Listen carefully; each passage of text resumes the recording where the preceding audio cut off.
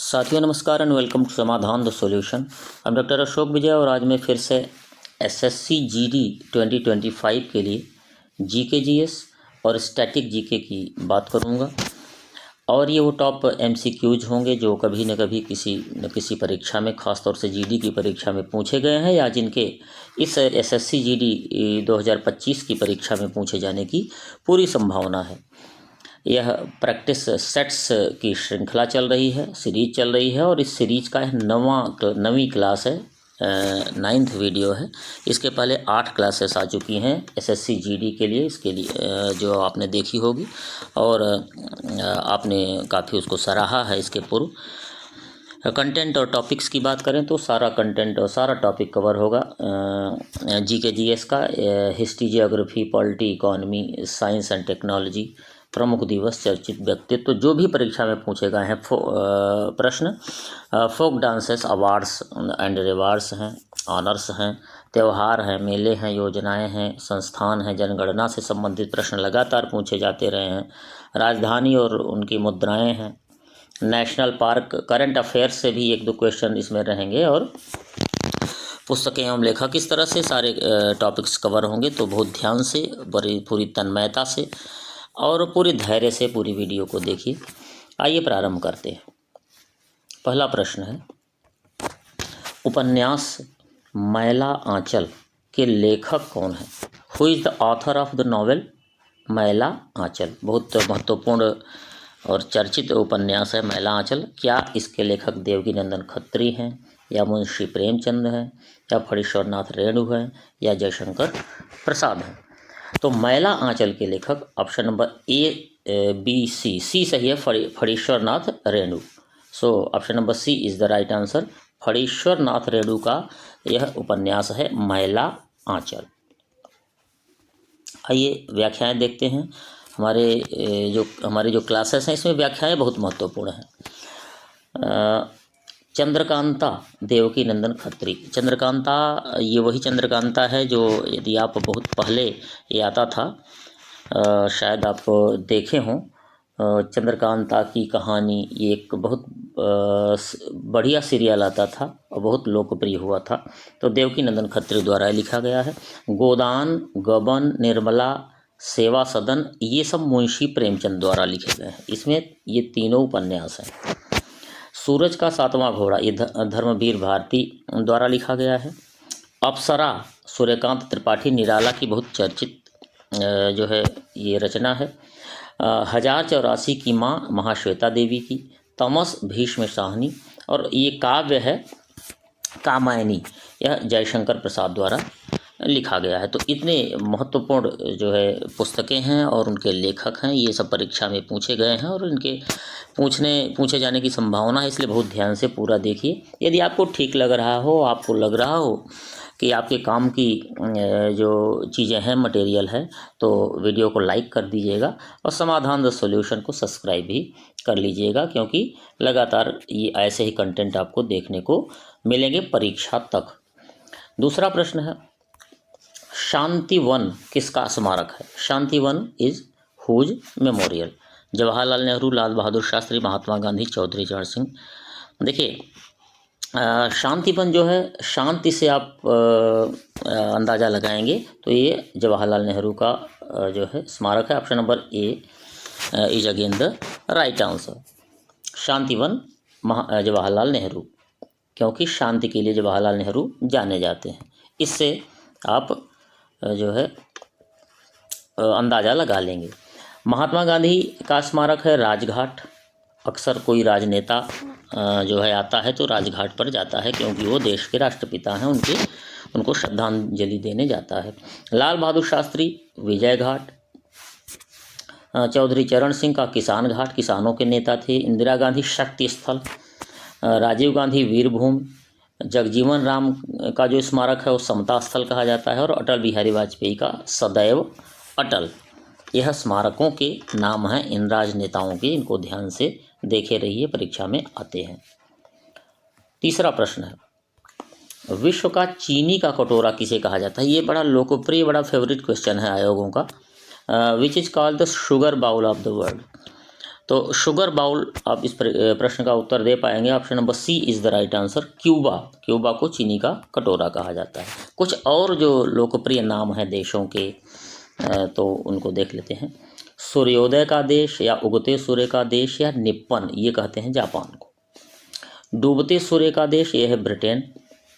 अर्धरात्रि के सूर्य का देश, ये है नॉर्वे। ये खूब प्रश्न आया हुआ है। झीलों का देश फिनलैंड है, ये भी प्रश्न आता है। पूर्व का मैनचेस्टर, खूब प्रश्न आता है। ये ओसाका, ये जो जापान में है। और पश्चिम का द्वार कहते हैं इस्तांबुल को, जो कि टर्की का शहर है। तो ये इम्पॉर्टेंट जो है पॉइंट्स हैं, ये इम्पॉर्टेंट क्वेश्चंस हैं जिनके आंसर हैं, इसलिए बहुत ध्यान से देखिए। और वीडियो हमारी अपील होगी कि लाइक कर दीजिएगा। नैनार कौन थे? Who were Nayanars? ये क्या सूर्योपासक थे, यानी सूर्य की उपासना करने वाले थे, या वैष्णव मतानुयायी थे, या शैव मतानुयायी थे, शिव के उपासक थे, या शाक्त यानी शक्ति के उपासक थे? तो देखिए, नैनार जो है ये दक्षिण भारतीय संत थे और ये शैव मतानुयायी थे। Option number C is again the right answer, Shiva के उपासक थे। ये नैनार जो है वो दक्षिण भारत में शैव मतानुयायी थे। आलवर संत जो थे, नैनार और आलवर दोनों एक समय के थे। तो आलवर जो है दक्षिण भारत में ही वैष्णव मतानुयायी थे। तो आलवर आए तो वैष्णव यानी विष्णु भगवान के उपासक, और नैनार जो है वो दक्षिण भारत में ही शिव के उपासक यानी शैव मतानुयायी थे। शैव धर्म 4 संप्रदायों में था: शैव, पाशुपत, कापालिक और कालमुख। इसमें सबसे प्राचीन शैव संप्रदाय पाशुपत है और इसके संस्थापक थे लकुलीश नामक ब्रह्मचारी। ये या प्रश्न आया हुआ है। वीर शैव या लिंगायत संप्रदाय, देखिए अभी हाल फिलहाल में भी और पहले से भी लिंगायत संप्रदाय की बड़ी चर्चा होती है। तो लिंगायत संप्रदाय यानी वीर शैव संप्रदाय के संस्थापक जो थे वो अल्लभ प्रभु थे और उनके शिष्य बसव। इन्होंने मिलके जो है अल्लभ प्रभु और बसव ने मिलके लिंगायत संप्रदाय की स्थापना की। इसकी खास बात यह है कि लिंगायत संप्रदाय जो है वर्ण व्यवस्था में विश्वास नहीं करता है और यह निष्काम कर्म को प्रधानता देता है।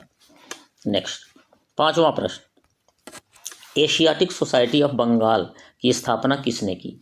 Who founded the Asiatic Society of Bengal?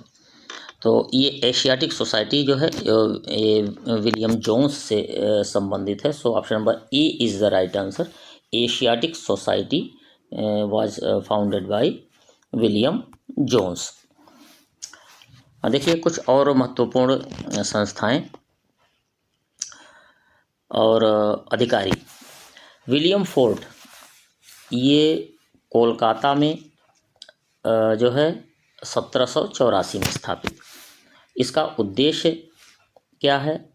Fort William जो है ये कोलकाता में है, 1784 में स्थापित हुआ था। इसका उद्देश्य क्या है? प्राच्य अध्ययन को बढ़ावा देना है, प्राचीन अध्ययन को। बंगाल का गवर्नर जनरल उस समय कौन था? वारेन हेस्टिंग्स था और कलकत्ता मदरसा की स्थापना इन्होंने की थी।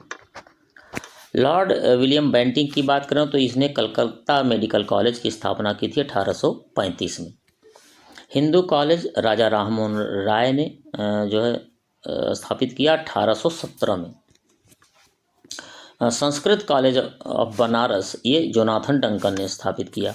भारत में आधुनिक शिक्षा का जन्मदाता जो है चार्ल्स ग्रांट को कहा जाता है और इसने ही अंग्रेजी माध्यम के स्कूलों की श्रृंखला के निर्माण की बात की। इसने कहा कि एक पूरी चेन बने इंग्लिश मीडियम के स्कूलों की और इसने इंग्लिश माध्यम से शिक्षा को आगे बढ़ाने पर जोर दिया था। 6वां प्रश्न है, कोशिका की आत्मघाती थैली किसे कहा जाता है? सुसाइड बैग किसे कहा जाता है? Suicide bag of the cell.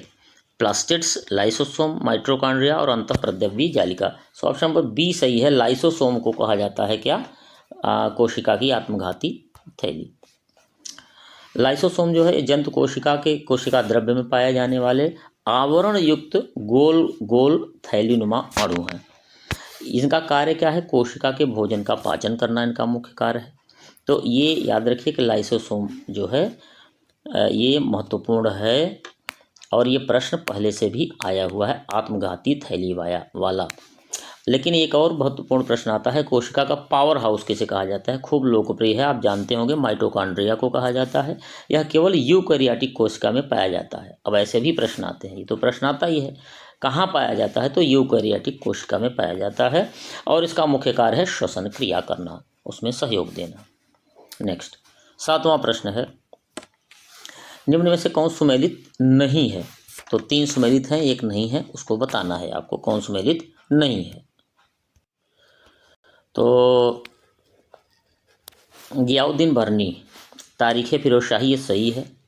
Hasan Nizami ने ताजुल मासिर इनकी है, ये भी सही है रचना। मिन्हाज उस सिराज तबकाए नासिर, ये भी सही है। So option number D is the right answer. Yahya bin Ahmad Humayun नहीं, हुमायूं नामा गुलबदन बेगम ने लिखा था।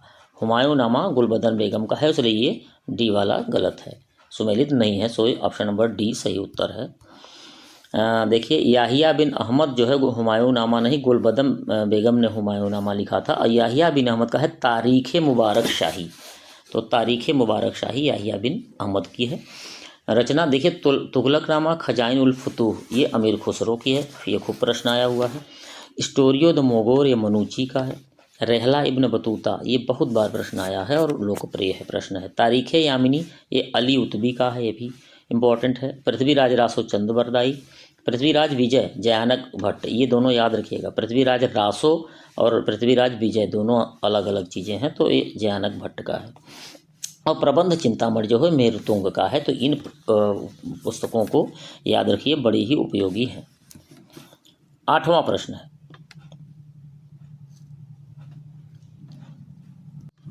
इनमें से कौन भारतीय फिल्म ऑस्कर नामित नहीं है? तो कौन ऑस्कर नामित नहीं है? 3 है, एक नहीं है। तो लगान,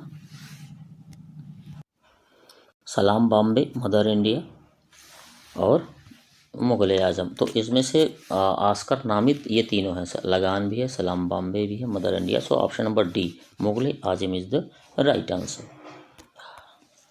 मदर इंडिया 1958 में पहली फिल्म थी जो कि ऑस्कर के लिए नॉमिनेटेड हुई। सलाम बॉम्बे 1989, लगान 2002, श्वास 2004, पहेली 2005, या कुछ और फिल्में हैं। रंग दे बसंती 2006 में नॉमिनेटेड हुई। प्रथम भारतीय ऑस्कर विनर जो है भानु अथैया थी, फिल्म गांधी के लिए 1983 में। ये बेस्ट कॉस्ट्यूम डिजाइनिंग के लिए जो है इनको ऑस्कर मिला था। तो ये ऑस्कर से संबंधित भारतीय फिल्मों के लिए पुरस्कारों के विषय में याद रखेंगे। 9वां प्रश्न है कल्याणकारी राज्य की स्थापना का विचार किसमें निहित है? What lies the idea of establishing a welfare state? तो वेलफेयर स्टेट की बात क्या प्रस्तावना में निहित है, या भाग 4 में है, या नीति निर्देशक तत्वों में है, या उपर्युक्त सभी में है? देखिए, कल्याणकारी राज्य की स्थापना की बात सभी में है, तीनों में, यानी प्रस्तावना में भी निहित है, भाग 4 में दिया ही गया है, नीति निर्देशक तत्वों में कल्याणकारी राज्य जो है वेलफेयर स्टेट की बात की ही गई है। So option number D is the right answer. ये वेलफेयर स्टेट की बात तो नीति निर्देशक तत्वों की बात जो है वो नीति निर्देशक तत्व खास तौर से उनकी बात की जाती है 36 से 51 तक, आर्टिकल 36 to 51 तक नीति निर्देशक तत्वों की बात की जाती है, जिसमें कि कल्याणकारी राज्य की बात की गई है। यह आयरलैंड के संविधान से लिया गया है। पर्यावरण संरक्षण तथा वन और वन्य जीवों की रक्षा की बात करें, यह नीति निर्देशक तत्वों एवं मूल कर्तव्यों से प्रावधानित है। भारत का एकमात्र राज्य जहां समान नागरिक संहिता यूनिफॉर्म सिविल कोड जो है लागू है वो है गोवा। ये याद रखिएगा, ये प्रश्न महत्वपूर्ण है। समान नागरिक संहिता जो है ये भाग 4 में अनुच्छेद 44 में 4 and 44 ये दोनों याद रखिए। कॉमन सिविल कोड के लिए, समान नागरिक संहिता के लिए, यूनिफॉर्म सिविल कोड के लिए जो है ये भाग 4 और अनुच्छेद 44 में प्रावधानित है। नेक्स्ट 10वां प्रश्न है, बैरोमीटर से किसका मापन होता है? What does a barometer measure? तो बैरोमीटर से किसका मापन होगा? ताप का, समुद्र की गहराई का, वायुमंडलीय दाब का, या भूतल से ऊंचाई का? तो बैरोमीटर आप बता पाएंगे इस प्रश्न का जवाब ऑप्शन नंबर सी सही है। किससे? किसका मापन होगा? वायुमंडलीय दाब यानी एटमॉस्फेरिक प्रेशर का।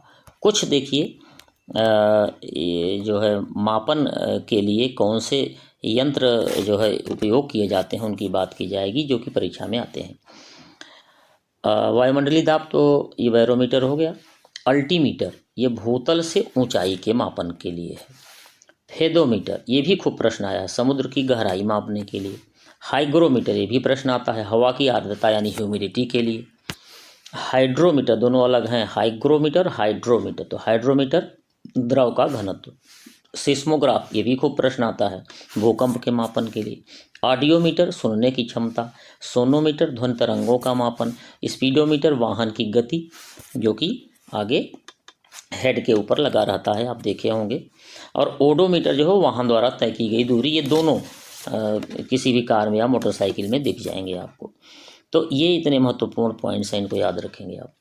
नेक्स्ट है 11वां प्रश्न, निम्न नदियों में से किसका सबसे बड़ा जल ग्रहण क्षेत्र है? तो लार्जेस्ट वाटर कैचमेंट एरिया जो है किसका सबसे ज़्यादा है? नर्मदा, महानदी, गोदावरी, कृष्णा का।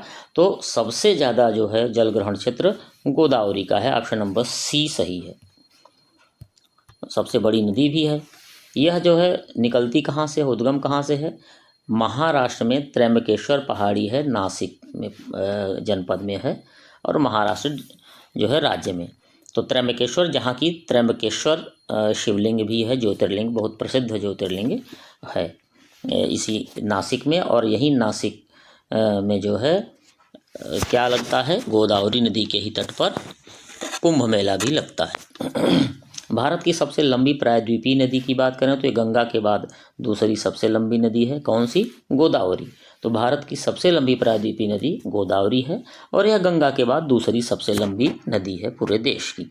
और प्रायद्वीपीय नदी में सबसे लंबी है और पूरे देश की दूसरी।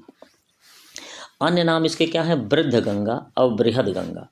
इसको बूढ़ी गंगा, वृद्ध यानी बूढ़ी होता है, तो इसको कहीं कहीं बूढ़ी गंगा भी कहते हैं। तो यह ऐसा क्यों है? क्योंकि आयु सबसे अधिक है, बहुत पुरानी है, इसलिए वृद्ध या बूढ़ा कहा जाता है। आकार बहुत ज़्यादा बड़ा है, लंबाई बड़ी है, तो इनके आधार पर इनको बृहद गंगा या बूढ़ी गंगा भी कहा जाता है। किसको? गोदावरी को। नेक्स्ट, निम्न में से कौन सुमेलित नहीं है? तो 3 सही है, 1 गलत है। वन्य जीव दिवस यह है 3 मार्च, ये सही है। पृथ्वी दिवस 22 अप्रैल, ये भी ठीक है। जैव विविधता दिवस, बायोडाइवर्सिटी डे, ये भी 22 मई है, सही है। तब ऑप्शन नंबर डी ही गलत है। ओजोन परत का संरक्षण दिवस 16 अगस्त, नहीं, ये जो ओजोन परत का संरक्षण दिवस है ये 16 अगस्त नहीं है, 16 सितंबर है। ये गलत है, और जो गलत है वही सही है। तो 16 सितंबर को ओजोन परत का संरक्षण दिवस मनाया जाता है। अब देखो, इकोमार्क पर्यावरण संरक्षण की बात हो रही है, तो ये पर्यावरण के लिए सुरक्षित सामग्री जो हैं, यानी बहुत सारी ऐसी चीज़ें हैं जो पर्यावरण अनुकूल होती हैं। तो जो पर्यावरण अनुकूल सामग्रियां हैं उसके लिए इकोमार्क बनाया गया है।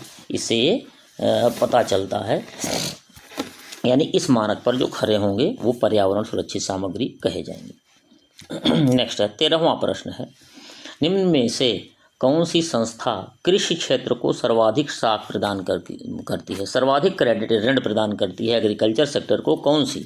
विच are the following institutions provides maximum credit to the agriculture sector?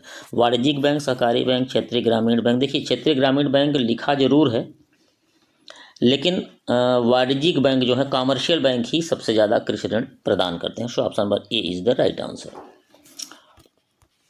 कृषि ऋण की आवश्यकता के आधार पर इनका जो है वर्गीकरण किया गया है, क्लासिफिकेशन किया गया है, समय के आधार पर और उद्देश्य के आधार पर। तो समय के आधार पर 3 तरह के ऋण, कृषि ऋण होते हैं, लघु, मध्यम और दीर्घ अवधि के। और उद्देश्य के आधार पर उत्पादक आवश्यकता, अनुत्पादक आवश्यकता और उपभोग की आवश्यकता। यानी कुछ लोग उपभोग के लिए ऋण लेते हैं, कुछ लोग उत्पादक आवश्यकता के लिए, जैसे यंत्र के लिए जिससे उत्पादन बढ़ाया जाए, और कुछ लोग अनुत्पादक आवश्यकता के लिए जिसमें उपभोग भी शामिल है।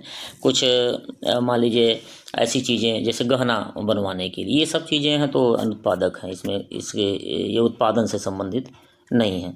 और लघु मध्यम दीर्घ भी ऋण इसीलिए होते हैं। दीर्घ अवधि के लिए ऋण तो जो लंबी अवधि के लिए होते हैं, जैसे खेत खरीद लेना,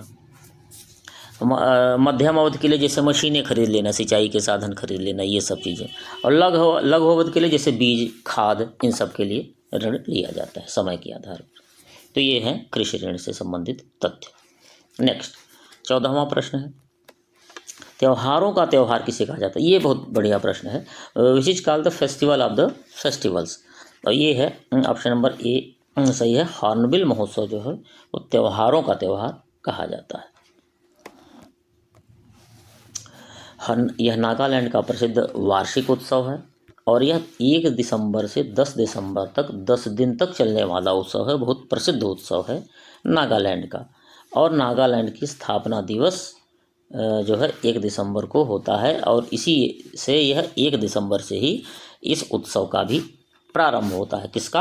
हॉर्नबिल महोत्सव का। और ये जो हॉर्नबिल महोत्सव है ये महोत्सवों का महोत्सव यानी उत्सवों का उत्सव कहा जाता है। Festival of the festivals. 15वां प्रश्न, भारत की पहली पूर्णकालिक महिला रक्षा मंत्री कौन थी? तो पहली जो who was the first full time woman defence minister of India कौन थी? Nirmala Sitharaman. Again option number ए सही है। ये जो है महिला रक्षा मंत्री पूर्णकालिक जो रही वो पहली थी भारत की। कुछ और जो प्रथम की बात की जा रही है भारत में प्रथम, तो कुछ और भारत में प्रथम कौन थे, किस क्षेत्र में थे, इनकी बात कर लेते हैं। दक्षिणी ध्रुव पर पहुंचने वाली पहली महिला पुलिस अधिकारी की बात करेंगे तो ये अपर्णा कुमार थी। अंतर्राष्ट्रीय फिल्म पुरस्कार पाने वाले पहले अभिनेत्री भारतीय थी जो है Suchitra Sen, international film award. Bharat के सर्वोच्च न्यायालय की पहली महिला न्यायाधीश थी फातिमा बीबी। लोकसभा की पहली महिला स्पीकर थी मीरा कुमार। भारतीय सेवा की पहली महिला लेफ्टिनेंट जनरल, ये भारतीय सेवा नहीं सेना है, भारतीय सेना की पहली महिला लेफ्टिनेंट जनरल थी पुनीता अरोड़ा। और संयुक्त राष्ट्र महासभा की अध्यक्ष बनने वाली एकमात्र भारतीय विजयलक्ष्मी पंडित थी। तो इन फैक्ट्स को याद रखिए, भारत में प्रथम से संबंधित फैक्ट है।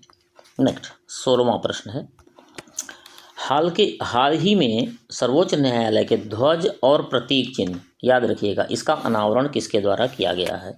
तो who recently unveiled the flag and the emblem of the supreme court.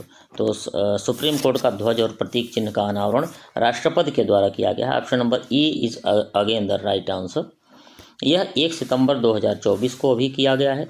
Supreme court के ध्वज में 3-4 चीज़ें शामिल हैं, इसको याद रखिए। ये प्रश्न ऐसे आएगा कि कौन सी चीज़ें शामिल नहीं हैं, तो आपको याद होना चाहिए। तो सुप्रीम कोर्ट का जो ध्वज है इसमें संविधान के खुले पन्ने शामिल हैं, सुप्रीम कोर्ट के गोलाकार भवन, ये सब चित्र हैं बने हुए हैं ध्वज में, और अशोक चक्र है और संस्कृत श्लोक है।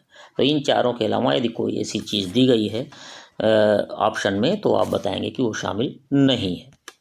नेक्स्ट 17वां प्रश्न, आईपीएल का प्रथम विजेता कौन था? Who was the winner of first edition of IPL? क्या चेन्नई था? नहीं, सबसे अधिक मुंबई और चेन्नई जीते हैं, लेकिन पहला विजेता कौन था? Rajasthan Royals. Option number C is the right answer. IPL का प्रारंभ 2008 में हुआ। इंडियन प्रीमियर लीग है, ये याद रखिएगा। प्रथम विजेता जो थे राजस्थान रॉयल्स थे और इनको माना जाता था कि राजस्थान रॉयल्स में बहुत स्टार खिलाड़ी नहीं थे इसलिए जीतेंगे नहीं, लेकिन देखिए कि स्टार खिलाड़ियों से नहीं बल्कि टीम के जो है सामूहिक प्रयास से जीत मिलती है। तो जो विन है, जो विनिंग जो है एटीट्यूड था उनका राजस्थान रॉयल्स का, और लगातार मैच जीते और अंत में फाइनल भी पहला जीत गए। सर्वाधिक 5 बार के विजेता मुंबई इंडियंस और चेन्नई सुपर किंग थे, दोनों ने 5-5 बार जीते हैं। प्रो कबड्डी लीग का प्रारंभ की बात करें भारत में तो 2014 में हुआ। प्रथम विजेता प्रो कबड्डी का जयपुर पिंक थे, यहाँ भी जयपुर यानी राजस्थान से ही संबंधित है। और क्रिकेट में भी राजस्थान रॉयल्स, और ये 2023 में भी विजेता भी पिछले वर्ष रहे हैं। इंडियन सुपर लीग का प्रारंभ की बात करें तो 2014 में रहा और वर्तमान चैंपियन मोहन बागान 2022-23 की है। इंडियन सुपर लीग जो है फुटबॉल से संबंधित है। तो ये फैक्ट्स हैं स्पोर्ट्स से संबंधित क्वेश्चन के। 18वां प्रश्न है, ज्योग्राफी का प्रश्न है, कोटोपैक्सी कहाँ का एक जागृत ज्वालामुखी है? Where is an active volcano Cotopaxi located? तो कोटोपैक्सी जो है ये कहाँ का जागृत ज्वालामुखी है? क्या ये इंडोनेशिया का है, म्यांमार का है, इक्वेडोर का है या ईरान का है? तो ये है ऑप्शन नंबर सी सही है, ये इक्वेडोर का है कोटोपैक्सी। इक्वेडोर का है कोटोपैक्सी। देखिए इक्वेडोर के अन्य ज्वालामुखियों की बात करें जो महत्वपूर्ण है उसमें कोटोपैक्सी के अलावा चिम्बेरेजो है, इसको याद रखिए चिम्बेरेजो को। इंडोनेशिया के ज्वालामुखियों के भी बारे में प्रश्न आता है, तो सिनाबुंग, आबू और क्राकातोवा ये 3 महत्वपूर्ण ज्वालामुखी हैं, इनको भी याद रखिए जो परीक्षा में आने योग्य हैं। नेक्स्ट है 19वां प्रश्न है, कस्तूरी रंगन समिति किससे संबंधित है? Kasturi Rangan committee associated with which field? तो कस्तूरी रंगन कर सुधार, पंचायती राज, राष्ट्रीय शिक्षा नीति, बैंकिंग सुधार। देखिए के कस्तूरी रंगन जो थे इसरो के पूर्व प्रमुख हैं और ये राष्ट्रीय शिक्षा नीति, नेशनल एजुकेशन पॉलिसी जो 2020 वाली है उससे संबंधित है, 2020 की है। ये 2017 में टीम जो है समिति गठित हुई थी और इसने ही NEP 2020 यानी नेशनल एजुकेशनल पॉलिसी 2020 बनाई थी। अशोक मेहता समिति की बात करें तो 1977 में बनी थी और ये त्रिस्तरीय पंचायती राज व्यवस्था से संबंधित है। केलकर कमेटी 2002 में बनी, डायरेक्ट एंड इनडायरेक्ट टैक्सेस यानी प्रत्यक्ष और अप्रत्यक्ष कर से संबंधित है। चलैया समिति 1991 ये कर सुधार से तथा आर्थिक सुधार और उदारीकरण से संबंधित है। और आप जानते हैं कि 1991 में ही मनमोहन सिंह प्रधानमंत्री और डॉक्टर मनमोहन सिंह वित्त मंत्री और प्रधानमंत्री थे राव नरसिम्हा राव, इसीलिए उसी समय उन्होंने जो है आर्थिक सुधार और उदारीकरण किया और उसमें चलैया समिति का भी योगदान रहा। लोढ़ा समिति 2015 में BCCI में सुधार, BCCI यानी क्रिकेट की संस्था भारत की। रंगराजन समिति 1998 में बैंकिंग सुधार से और 2008 में वित्तीय समावेशन से संबंधित फाइनेंशियल इंक्लूजन से संबंधित भी इसको 2 बार गठित किया गया। रंगराजन आप जानते हैं कौन थे? पूर्व जो है प्रमुख थे रिजर्व बैंक ऑफ इंडिया के। आबिद हुसैन कमेटी 1997 ये लघु उद्योगों से संबंधित है। तो ये महत्वपूर्ण समितियां हैं, इनको आप याद रखेंगे। नेक्स्ट 20वां प्रश्न है, इसके बाद 5 प्रश्न और बचेंगे। कीर्ति KIRTI कार्यक्रम किससे संबंधित है? तो ये कीर्ति जो है खेलो इंडिया है और ये खेल से संबंधित है, ऑप्शन नंबर ए सही उत्तर है, स्पोर्ट्स या खेल से संबंधित है। कीर्ति की बात करें तो इसका पूरा नाम पूछ सकता है, तो खेलो इंडिया राइजिंग टैलेंट आइडेंटिफिकेशन। क्या है? खेलो इंडिया राइजिंग टैलेंट आइडेंटिफिकेशन इसका पूरा नाम है। उद्देश्य क्या है? 9 से 18 वर्ष के उम्र के प्रतिभाशाली एथलीटों की पहचान करना। खेल और युवा मामले मंत्रालय द्वारा इसको हैंडल किया जाता है। इसमें गांव से लेकर कस्बों और शहरों में 9 से 18 साल के बच्चों की पहचान की जाती है। खेल के माध्यम से खेल करा करके उनकी पहचान की जाएगी, जो अच्छा प्रदर्शन करेगा उसको आगे लिया जाएगा। 21वां प्रश्न है, अनुसूचित जनजातियों की सर्वाधिक जनसंख्या वाला प्रदेश कौन है? देखिए अनुसूचित जनजातियों की कहा गया STs की, which state has the most number of ST population, schedule tribe population. तो शेड्यूल ट्राइब पॉपुलेशन की बात करेंगे तो option number B is the right answer. कहाँ? मध्य प्रदेश में सर्वाधिक है। तो मध्य प्रदेश में है। 15वीं जनगणना 2011 की बात करें तो इसके अनुसार भारत में ST जो है वो 10.42 करोड़ हैं और ये कुल जनसंख्या का 8.6% के आसपास है। तो लगभग 8.5% के आसपास इनकी जनसंख्या जो है कुल जनसंख्या का परसेंटेज बना हुआ है कई वर्षों से। यूटी में जो है यानी यूटी जो टेरिटरीज हैं, जो संघ क्षेत्र हैं, उनमें सर्वाधिक ST की जनसंख्या दादरा और नगर हवेली तथा दमन दीव में है। प्रतिशत की बात करें तो सर्वाधिक जो है ST मिजोरम में है। राज्य में सर्वाधिक SC जनसंख्या उत्तर प्रदेश में है और न्यूनतम SC जनसंख्या मिजोरम में है, ये बात आप याद रखेंगे। तो प्रतिशत में सर्वाधिक शेड्यूल ट्राइब मिजोरम में है लेकिन न्यूनतम SC मिजोरम में है, तो दोनों के लिए मिजोरम को याद रखेंगे। नेक्स्ट 22वां प्रश्न है, हाल ही में किस देश ने ओशिन 2024 नामक नौसैनिक अभ्यास शुरू किया था? ओशिन 2024 किस देश ने शुरू किया है नौसैनिक अभ्यास? क्या यह अमेरिका का है, चीन का है, रूस का है, फ्रांस का है? तो जो ओशिन 2024, ये ऑप्शन नंबर सी सही है, ये रूस का नौसैनिक अभ्यास है। और यह तब बहुत महत्वपूर्ण हो जाता है जब कि रूस से और यूक्रेन से युद्ध भी चल रहा है। तो रूस का अब तक का सबसे बड़ा नौसैनिक अभ्यास है। रूस के सभी 5 बेड़े इसमें शामिल किए गए हैं। चीन के युद्धपोत भी इसमें शामिल हैं। यूक्रेन युद्ध के दृष्टिगत इसका एक शक्ति प्रदर्शन के रूप में भी इसको देखा जा रहा है। भारत और फ्रांस का संयुक्त नौसैनिक अभ्यास इसको ये वरुण कहा जाता है। और अभी इसका 22वां संस्करण जो है 2 से 4 सितंबर 2024 तक हुआ भूमध्य सागर में। तो देखिए, 2 देशों के बीच ये जो नौसैनिक अभ्यास और सेना से संबंधित अभ्यास, वायुसेना के अभ्यास होते हैं, इनका एक निश्चित नाम होता है और वह उसका वर्जन 1, 2, 3, 4 आगे बढ़ता जाता है। जैसे भारत और फ्रांस के बीच वरुण है, तो वरुण का 22वां संस्करण यानी 22वीं बार ये हुआ है, इस तरह से नाम दिया गया है। नेक्स्ट 23वां प्रश्न है, इसके बाद 2 और बचेगा। निम्न में से कौन अर्थव्यवस्था में द्वितीयक क्षेत्र में आता है? Secondary, which of the these comes under the secondary sector in economy? Primary, secondary, tertiary 3 sectors हैं। तो एक एग्रीकल्चर सेक्टर, दूसरा सेकेंडरी इंडस्ट्रियल सेक्टर, तीसरा सेवा क्षेत्र यानी सर्विस सेक्टर है। तो द्वितीय क्षेत्र में इंडस्ट्रीज में कौन आएगा? कपड़ा उद्योग, बैंकिंग, ऊर्जा, कपास। देखिए, कपास तो प्राइमरी हो गया, ऊर्जा और बैंकिंग से थर्ड हो गया, सर्विस वाले हैं। सो option number A is the right answer. कपड़ा उद्योग जो है, उद्योग से संबंधित जो है सेकेंडरी सेक्टर में आएंगे।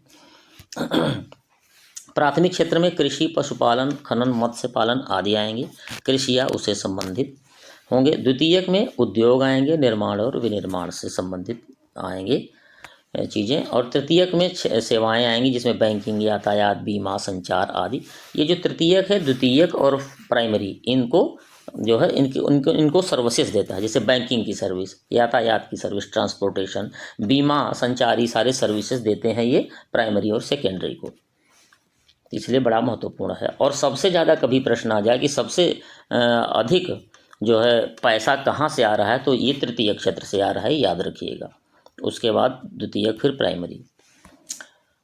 लेकिन यदि कभी ये पूछ ले कि रोजगार सबसे ज़्यादा किससे मिलता है, तो अभी भी प्राथमिक क्षेत्र में सबसे अधिक रोजगार मिलता है, लेकिन सबसे ज़्यादा पैसा तृतीय क्षेत्र में मिलता है। यानी जीडीपी में जो है तृतीय क्षेत्र का सबसे बड़ा योगदान है, नंबर 1 पे है, फिर द्वितीयक में सेकंड नंबर पर प्राथमिक है, फिर थर्ड नंबर पर आता है द्वितीय क्षेत्र।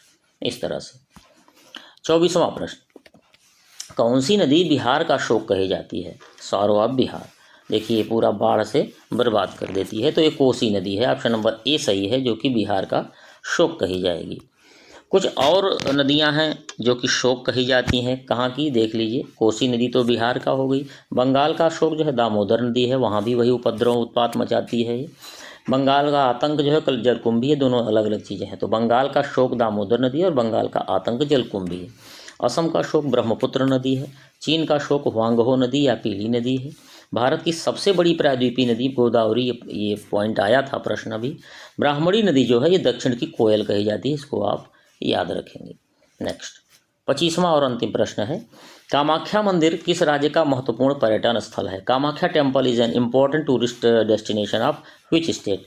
आप इस प्रश्न का जवाब दे भी पाएंगे। कामाख्या कहाँ के लिए प्रसिद्ध है? असम के लिए, ऑप्शन नंबर सी सही उत्तर है। तो असम की जो कामाख्या माता का मंदिर है वो पूरे विश्व में प्रसिद्ध है।